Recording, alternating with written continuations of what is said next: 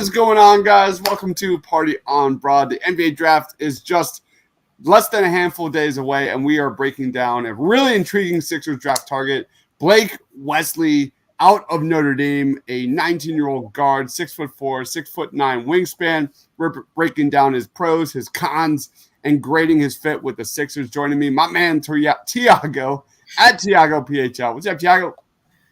What's up, Chris? Another 19-year-old kid for the Sixers to draft. There's a lot of them. Doc Rivers looking at this in horror. But Blake Wesley is another name they got invited to the green room for the NBA draft. So I think he's a name that teams have an eye on as well. And it's skyrocketing up the boards, man. I don't think there's a lot of buzz for him as a potential top 15, top 20 player in the NBA draft. But I think, perhaps some of the pre-draft workouts, teams that are a little bit more high on him than they were before the draft. So we'll see. There's definitely some interesting qualities that Sixers fans should be aware of with Blake Wesley.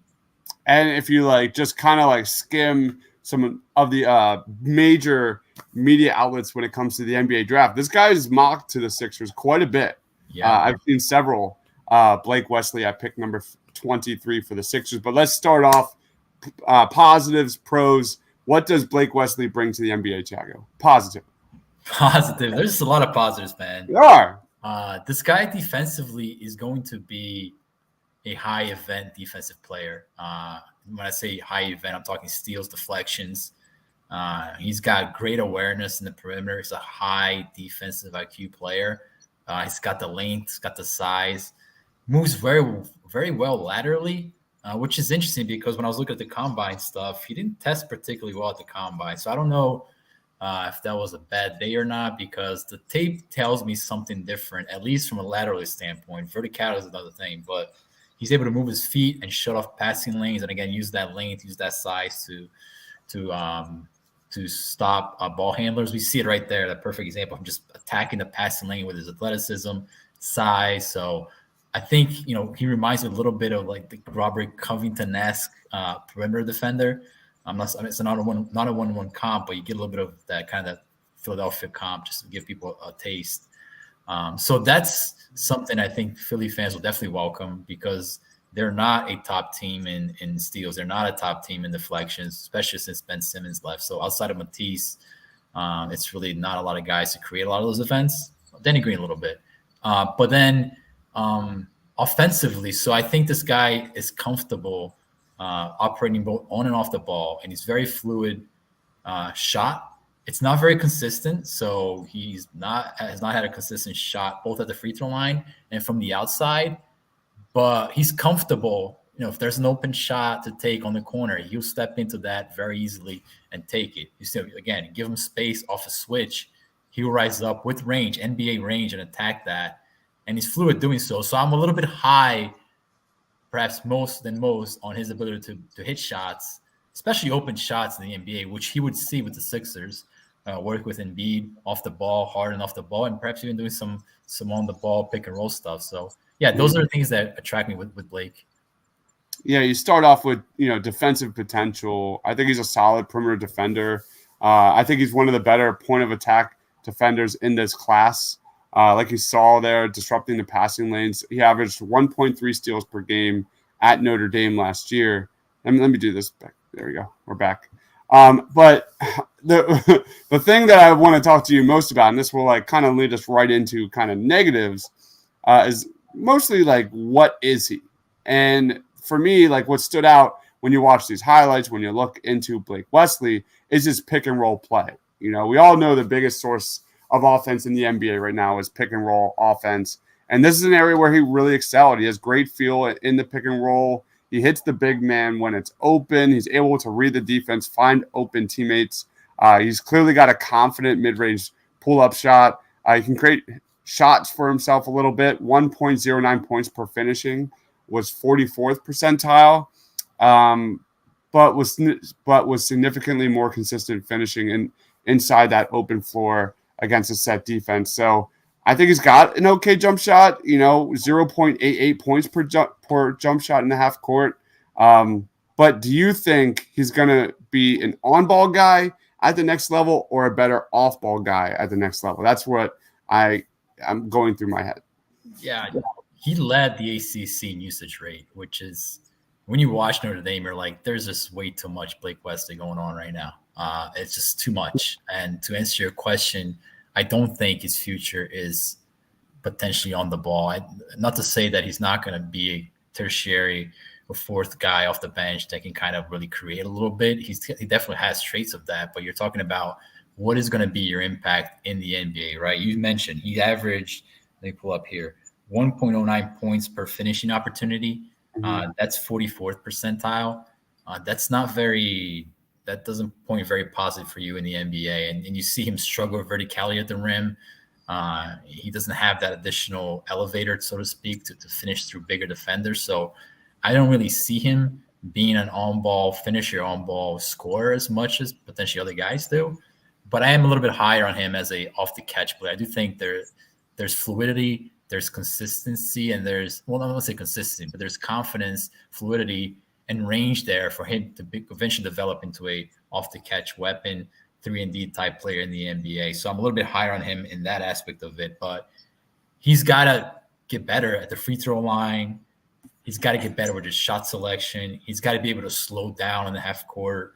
He just runs into guys and throws some mildly contested looks near or at the rim. So all those things, I mean, to me, point to more of an off-the-ball player, but who knows? Maybe something clicks on him, and he definitely has the size and the athleticism laterally, particularly to potentially develop into something more. But right now, as a 3-and-D prospect, that's kind of where I land with him, especially with the Sixers. Gabrielle says his shooting ability is underrated because of his 3-point percentage.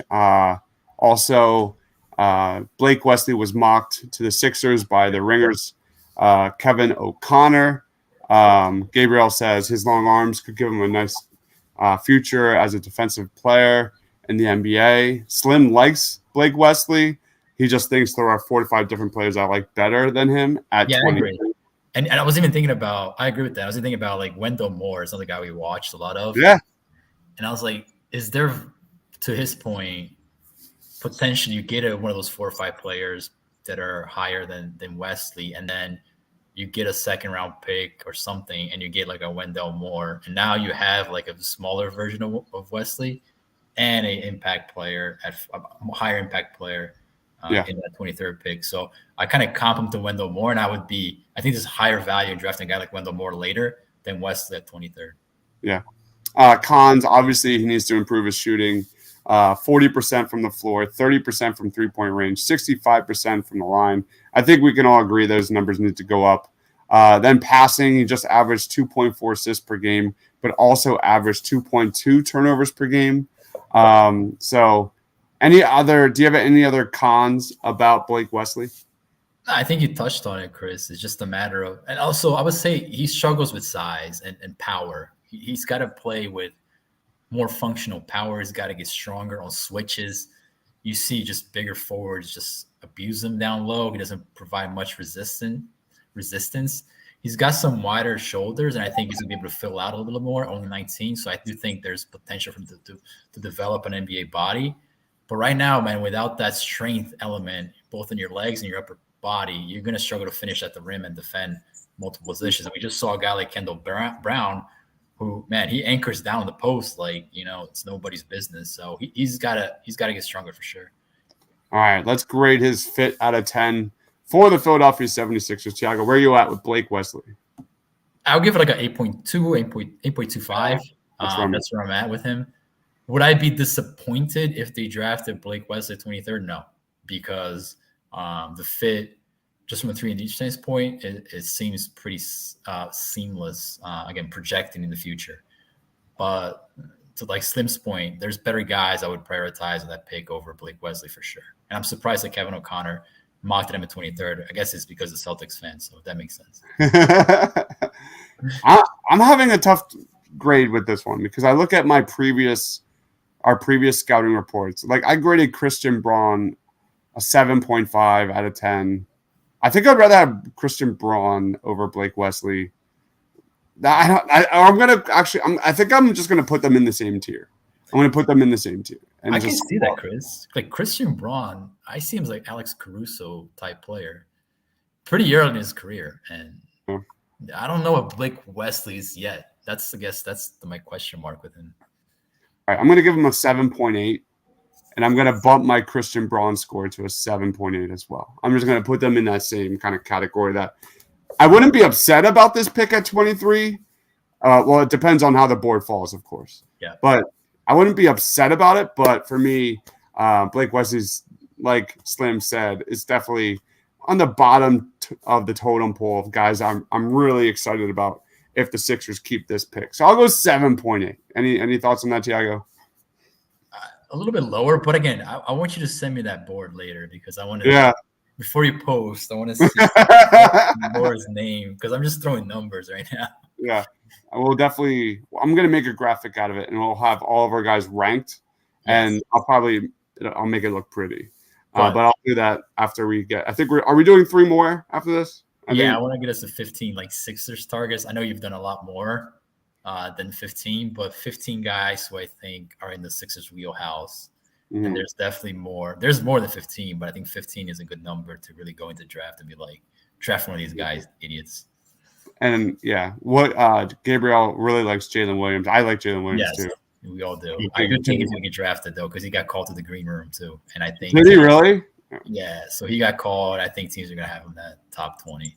I have just looking at this. I gave Jalen Williams a 9.4. Like he's among my favorite ones for sure. All right, Tiago, where can we find you, man? Let's do some plugs. Yeah, so you can find me at Tiago PHL. I'm on Twitter. We're doing the NBA draft stuff. Hopefully, once the dust settles, we'll get a better feel of what the Sixers roster will look heading into the next season, and then get some ideas about what the team's going to look like. You know, how they're going to play, who's going to be, whose role is going to fit where. Mm-hmm. The NBA Finals just ended. The Celtics lost. That's a great sign. But the Sixers need to get their stuff together, man, because time's ticking. Yep. We'll be doing 3 more scouting reports this week, including David Roddy, who I have been just gushing about all weekend long. Really excited to talk about David Roddy and his fit with the Sixers because David Roddy is awesome. Absolutely awesome. Yeah, he's fun to watch, man. Gabriel says, thank you, Tiago and Dives. Love from Brazil. Yes. Man. Appreciate that, dude. Mm-hmm. That's awesome. But anyway, you can find all of our scouting reports here at the Painted Lines YouTube channel or thepaintedlines.com. Just tons and tons of draft content coming, as you know. Follow my man Tiago on Twitter at TiagoPHL. I am Dobbs, Mr. Crockpot. For Tiago, for myself, stay awesome, everyone.